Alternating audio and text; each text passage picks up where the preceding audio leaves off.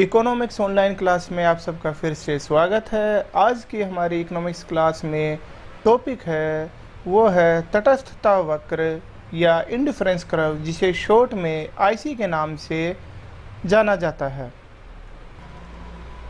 तटस्थता वक्र या इंडिफरेंस कर्व के बारे में जानने से पहले हमें उपभोक्ता के व्यवहार, उसकी बजट लाइन के बारे में जानना आवश्यक है। जैसा कि हमने हमारे पिछले वीडियो में सीखा था कि उपभोक्ता दो वस्तुओं में से अपनी प्राथमिकताएं चुनता है और यह प्राथमिकताएं उसकी बजट रेखा के अनुसार होती हैं। एक उपभोक्ता विभिन्न उपभोग संभावना तालिका में से कोई एक संयोग चुनता है और अपनी संतुष्टि को अधिकतम करता है, परंतु किसी भी दशा में उपभोक्ता अपनी कीमत रेखा या बजट रेखा की सीमा से बाहर नहीं जा सकता। इसीलिए उपभोक्ता के सभी संयोगों को हम दो भागों में बांट सकते हैं, जिन्हें हम प्राप्य संयोग तथा अप्राप्य संयोग के नाम से जानते हैं। ये सब बातें हम हमारे पिछले वीडियो में सीख चुके हैं। आइए अब आज का टॉपिक है इंडिफरेंस कर्व है, वो शुरू करते हैं। आज की इकोनॉमिक्स ऑनलाइन क्लास शुरू करने से पहले आपसे रिक्वेस्ट है, हमें सब्सक्राइब कीजिए और साथ ही बेल आइकन दबाकर नोटिफिकेशन को ऑन कीजिए।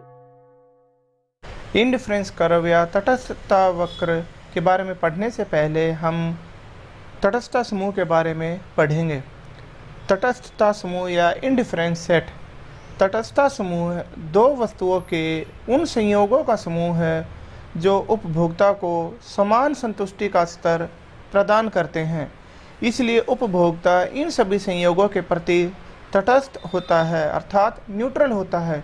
उसे चाहे संयोग ए दिया जाए या बी दिया जाए अथवा सी या डी, उपभोक्ता इन सभी संयोगों के प्रति तटस्थ होता है। उसे इन सभी संयोगों पर संतुष्टि का समान स्तर प्राप्त होता है।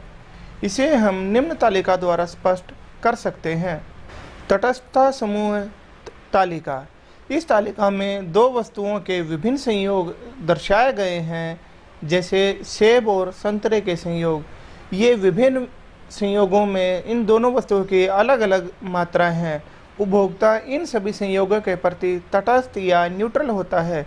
जैसे संयोग ए में 1 सेब और 10 संतरे से उसे जो संतुष्टि का स्तर प्राप्त होता है, वही संतुष्टि का स्तर उसे संयोग बी में 2 सेब और 7 संतरों के साथ प्राप्त होता है।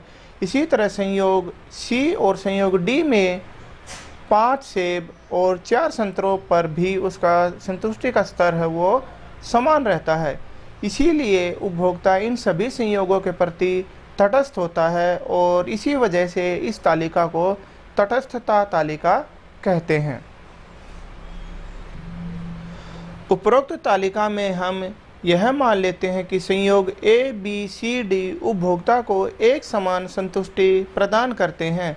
उपभोक्ता की पसंद इस प्रकार होगी कि ए से प्राप्त संतुष्टि है वो संयोग बी से प्राप्त संतुष्टि के बराबर होती है। इसी तरह सी से प्राप्त संतुष्टि और डी से प्राप्त संतुष्टि, ये चारों बिंदुओं पर उपभोक्ता को संतुष्टि का समान स्तर प्राप्त होता है। एक उपभोक्ता ए बी सी डी संयोगों में कोई अंतर नहीं पाता और ए बी सी डी संयोगों से समान रूप से संतुष्ट है। इसलिए उपभोक्ता ए बी सी डी संयोगों के बीच तटस्थ है। इसलिए इन संयोगों को तटस्थता संयोग कहा जाता है। ह्रासमान सीमांत प्रतिस्थापन दर का नियम और उपभोक्ता की प्राथमिकताएं। Law of diminishing marginal rate of substitution and consumer behaviour. जैसे जैसे उपभोक्ता के पास किसी वस्तु की मात्रा बढ़ती जाती है, वैसे वैसे उस वस्तु की इच्छा की गहनता भी कम होती जाती है। इसके विपरीत जैसे जैसे उपभोक्ता के पास किसी वस्तु की मात्रा कम होती जाती है, वैसे वैसे ही उस वस्तु को पाने की इच्छा की गहनता है वो बढ़ती जाती है। इसे हम निम्न उदाहरण द्वारा स्पष्ट कर सकते हैं। मान लीजिए एक व्यक्ति को बहुत जोर से प्यास लगी है। यदि उसे 4 गिलास पानी या 4 रोटियों में से चुनाव करने को कहा जाए तो वह निश्चित रूप से पानी को चुनेगा। जैसे जैसे वह व्यक्ति पानी पीता जाएगा, उसकी प्यास मिटती जाएगी और पानी पीने की इच्छा भी कम होती जाएगी। इसके साथ ही प्यास मिटते ही उसकी रोटियों को पाने की इच्छा बढ़ती जाएगी। अन्य शब्दों में हम कह सकते हैं कि जिस दर पर वह दूसरी वस्तु अर्थात रोटी का पहली वस्तु अर्थात पानी की प्रत्येक इकाई के लिए त्याग करेगा, वह दर कम होती जाती है। उपभोक्ता की यह प्रवृत्ति नियमानुसार चलती है, इसलिए उपभोक्ता की इस प्रवृत्ति को ह्रासमान सीमांत प्रतिस्थापन की दर का नियम या घटती सीमांत प्रतिस्थापन दर का नियम भी कहा जाता है। उपभोक्ता का संतुलन बिंदु को हम निम्न सूत्र से ज्ञात कर सकते हैं। MRS(XY) अर्थात marginal rate of substitution of X and Y goods equals to price of X goods बटे में प्राइस ऑफ Y गुड्स, अर्थात वस्तु X की कीमत और वस्तु Y की कीमत के अनुपात जहां MRS के बराबर हो जाएगा वहीं संतुलन बिंदु होगा। यहाँ यह भी उल्लेखनीय है कि जब उपभोक्ता एक वस्तु की कुछ इकाइयों के बदले में दूसरी वस्तु को स्थान देता है तो उसकी कुल संतुष्टि का स्तर समान रहता है, अर्थात उसकी कुल संतुष्टि स्तर में कोई वृद्धि या कमी नहीं होती। इस नियम की निम्न तालिका की सहायता से हम और अच्छी तरह से व्याख्या कर सकते हैं। संयोग ए पर उपभोक्ता 1 सेब तथा 10 संतरे, संयोग बी पर 2 सेब 7 संतरे, संयोग सी पर 3 सेब 5 संतरे और संयोग डी पर 5 सेब और 4 संतरे लेने पर उपभोक्ता के इन चारों संयोगों पर जो संतुष्टि का स्तर है वो समान रहता है। अब हम सीमांत प्रतिस्थापन की दर की व्याख्या समझेंगे। संयोग ए से संयोग बी पर जाने पर उपभोक्ता एक अतिरिक्त सेब के बदले में संतरे के 3 इकाइयों का त्याग करने को तैयार है। अतः यहाँ पर जो सीमांत प्रतिस्थापन की दर है वो 3:1 है। इसी तरह संयोग बी से सी पर जाने पर सेब की एक अतिरिक्त इकाई के बदले में उपभोक्ता संतरे की केवल 2 इकाइयों का त्याग करने के लिए तैयार है। इसी तरह संयोग डी पर जाने पर उपभोक्ता सेब की एक अतिरिक्त इकाई के बदले में संतरे की केवल एक ही इकाई का त्याग करने के लिए तैयार है। यहाँ पर सीमांत प्रतिस्थापन की दर है वो 1:1 रह जाती है। किसी भी परिस्थिति में उपभोक्ता के कुल संतुष्टि स्तर में कोई कमी या वृद्धि नहीं होती। सेब और संतरे के विभिन्न संयोग और ABCD से मिलने वाला संतुष्टि स्तर समान रहता है। अब हम हमारे मुख्य विषय पर आते हैं, तटस्थता वक्र या इंडिफरेंस कर्व। तटस्थता वक्र एक तटस्थता समूह का रेखाचित्र प्रस्तुतिकरण है। यह 2 वस्तुएं सेब और संतरे के उन सभी संयोगों को प्रकट करता है जिनके बीच उपभोक्ता तटस्थ होता है। प्रत्येक संयोग संतुष्टि का समान स्तर प्रदान करता है। जैसा कि आप स्क्रीन पर देख सकते हैं, स्क्रीन पर तटस्थता कर्व या इंडिफरेंस कर्व को दिखाया गया है। यदि हम तटस्थता समूह तालिका को रेखाचित्र के रूप में प्रस्तुत करें तो हमें तटस्थता वक्र प्राप्त होता है। रेखा तालिका को रेखाचित्र के रूप में प्रस्तुत करने पर हमें 4 बिंदु A, B, C और D प्राप्त होते हैं। OX अक्ष पर हमने सेब को दर्शाया है तथा OY पर संतरे को दर्शाया गया है। उपभोक्ता को इन चारों बिंदुओं पर संतुष्टि का समान स्तर प्राप्त होता है, इसलिए उपभोक्ता इन चारों बिंदुओं के प्रति तटस्थ होता है। यदि हम इन चारों बिंदुओं को एक रेखा से मिला देते हैं तो इससे हमें जो वक्र प्राप्त होता है उसे तटस्थता वक्र कहते हैं। तटस्थता मानचित्र। तटस्थता मानचित्र तटस्थता वक्रों के एक समूह को व्यक्त करता है, अर्थात एक ऐसा रेखाचित्र जिसमें एक से ज़्यादा इंडिफरेंस कर्व को दिखाया जाए तो उसे तटस्थता मानचित्र कहा जाता है।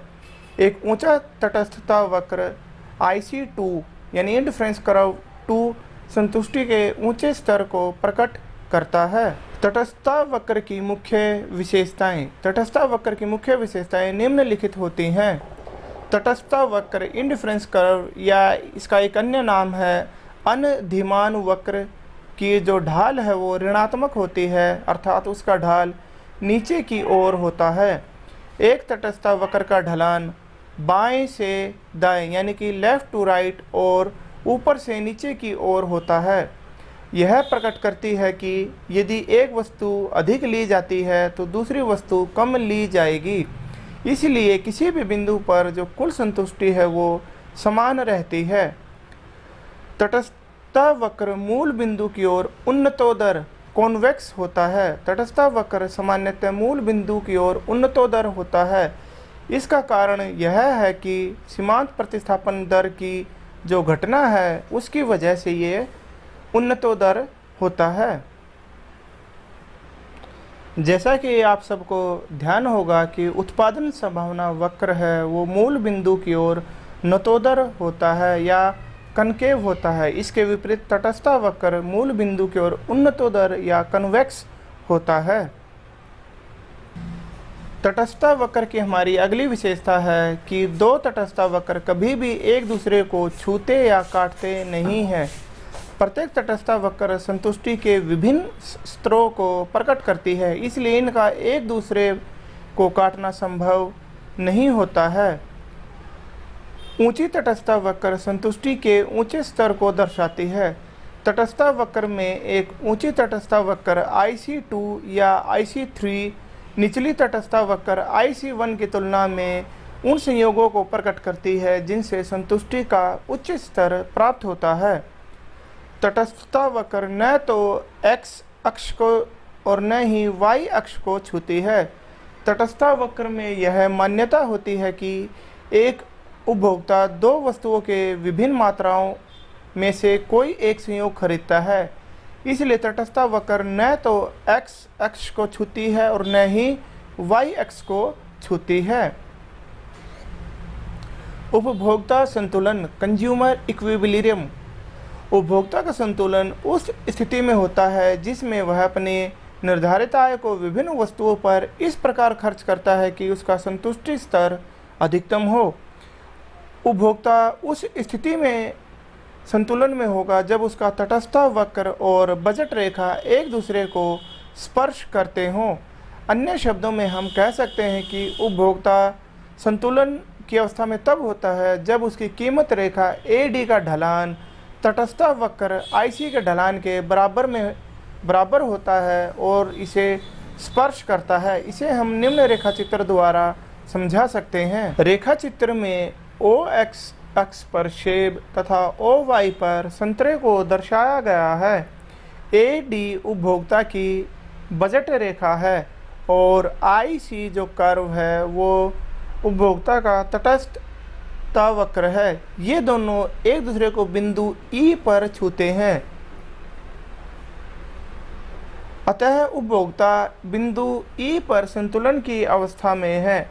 इसके विपरीत उपभोक्ता कोई अन्य बिंदु जैसे X को चुनता है जो कि AD उसकी बजट रेखा की सीमा के अंदर है, तो इसका अर्थ है कि वह अपने संसाधनों का पूर्ण उपयोग नहीं कर रहा है। इसके विपरीत यदि उपभोक्ता किसी ऊंचे तटस्थता वक्र IC2 पर किसी बिंदु Z को चुनता है तो वह इस बिंदु पर संतुलन को प्राप्त नहीं कर पाएगा, क्योंकि बिंदु Z है उसकी बजट रेखा AD की सीमा से बाहर है। अतः उपभोक्ता केवल उसी दशा में संतुलन की अवस्था में होगा जब उसकी बजट रेखा AD और तटस्थता वक्र एक दूसरे को स्पर्श करते हैं। आशा है इस वीडियो से आपको तटस्थता वक्र के बारे में पता चल गया होगा। फिर भी यदि आपकी कोई शंका या सवाल है तो आप हमें कमेंट कर सकते हैं। इकोनॉमिक्स से जुड़े और वीडियो देखने के लिए आप हमारे चैनल से जुड़े रहिए, सब्सक्राइब कीजिए और हमें लाइक कीजिए। इसके अतिरिक्त आप इन नोट्स को www.economicsonlineclass.com पर जाकर पढ़ सकते हैं। धन्यवाद।